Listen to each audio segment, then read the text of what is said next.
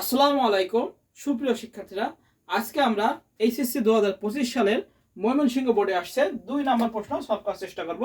তো যাদের কাছে প্রশ্ন নেই তারা একটু স্ক্রিনশট নিয়ে নিই, আর যাদের কাছে আছে তারা তো আছেই। তো আমরা একটু প্রশ্ন দেখে নিই কেমন প্রশ্ন ছিল। এই যে এইচএসসি 2025 সালের ময়মনসিংহ বোর্ড 2 নম্বর।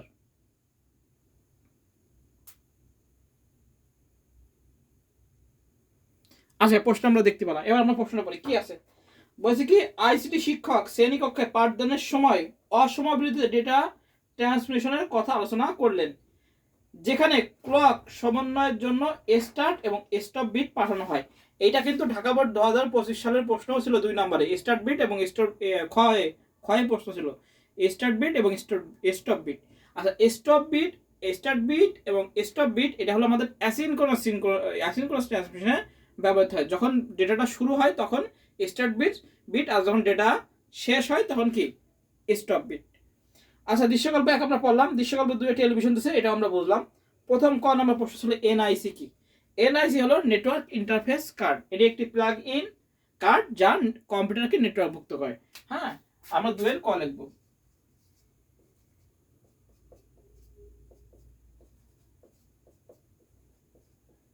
Network interface card.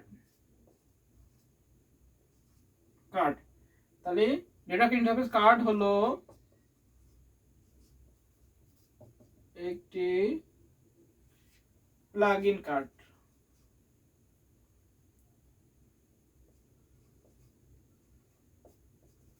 প্লাগ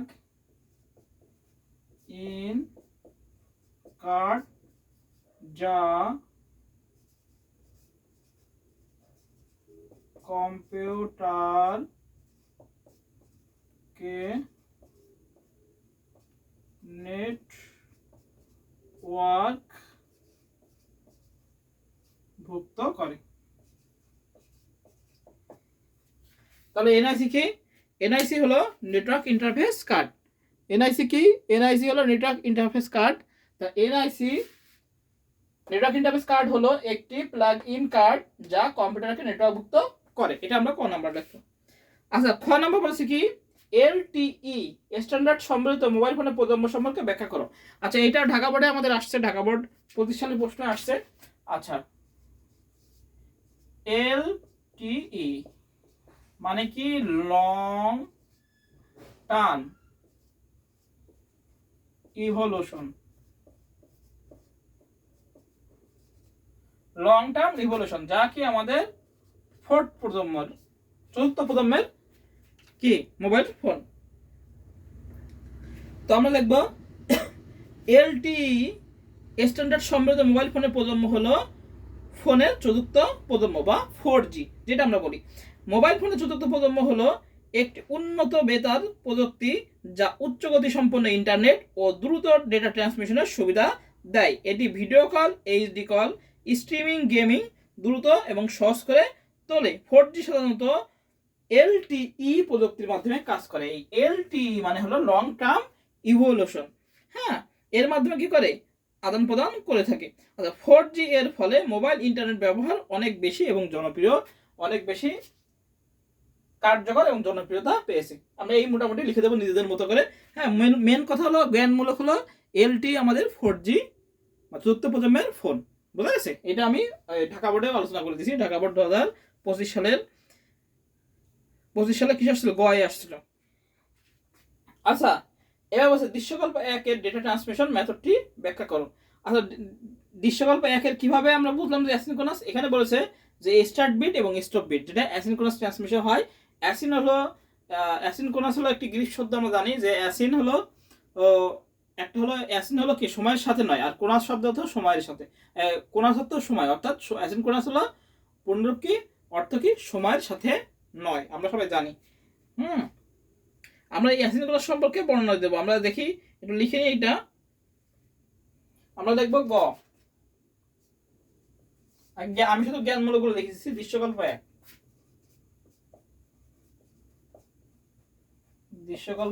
1 এর ডেটা ট্রান্সমিশন মেথড হলো এর ডেটা ট্রান্সমিশন ট্রান্সমিশন মেথড হলো কি অ্যাসিনক্রোনাস। কি লিখবো আমরা? অ্যাসিনক্রোনাস। কি লিখবো? ডেটা ট্রান্সমিশন মেথড কি আমাদের? অ্যাসিনক্রোনাস, আমরা জানি।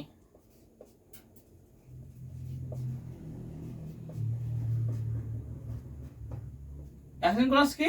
সময়ের সাথে নয়। বুঝা গেছে? সময়ের সাথে নয়। আমরা দেখবো কি দৃশ্যকল্প এ ডেটা ট্রান্সমিশন মেথড হলো অ্যাসিনক্রোনাস ট্রান্সমিশন। আমরা দেখবো যে ডেটা ট্রান্সমিশন সিস্টেমে প্রেরক হতে ডেটা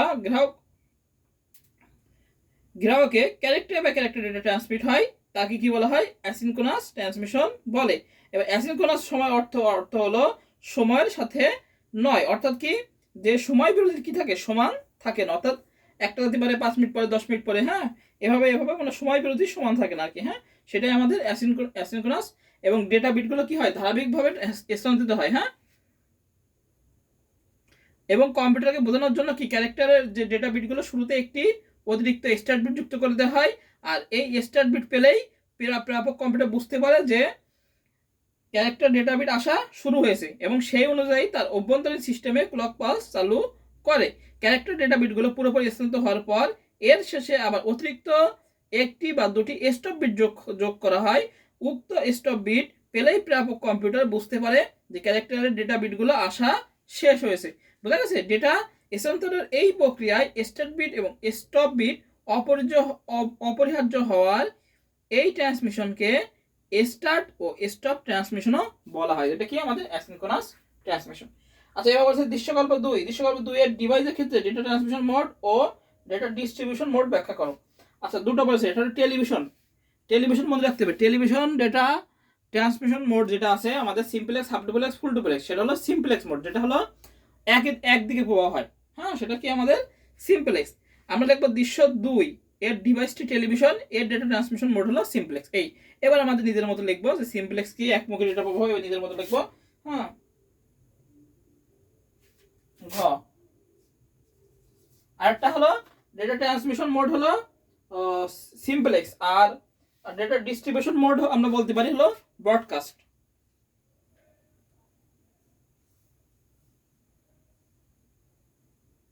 বুঝা গেছে? দুইটা। আচ্ছা, দৃশ্যকল্প 2 আমরা লিখবো দৃশ্যকল্প 2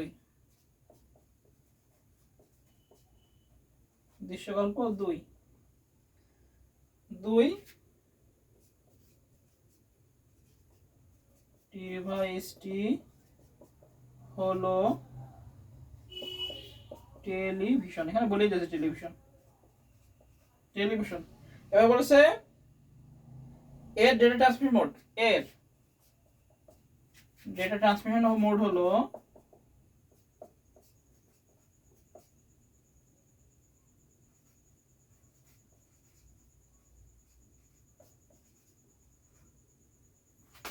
হলো সিম্পলেক্স। আর ডেটা ডিস্ট্রিবিউশন মোড হলো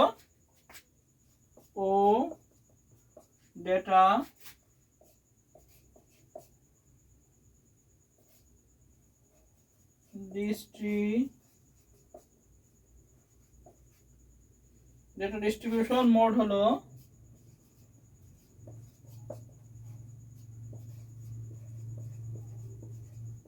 ব্রডকাস্ট। এই দুটো সম্পর্কে বর্ণনা দিলে আমাদের হয়ে যাবে।